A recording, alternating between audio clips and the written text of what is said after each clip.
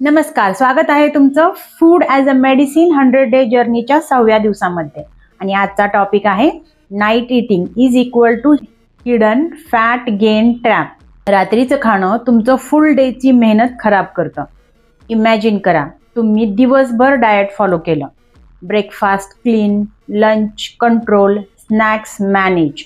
तुम्हाला वाटतं आजचा डे परफेक्ट गेला, पण रात्री तुम्ही बेडवर आहात, मोबाईल स्क्रोलिंग चालू आहे आणि अचानक क्रेविंग येतं. काहीतरी खावंसं वाटतंय.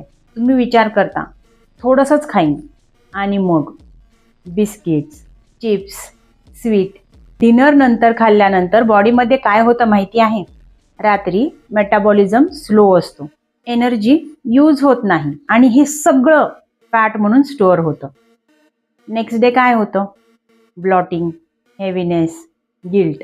आणि तुम्ही म्हणता माझा फॅट लॉस होतच नाही. सत्य काय आहे माहिती आहे का? ही भूक नाही, ही सवय आहे, हे बोर्डम आहे, इमोशनल ईटिंग आहे.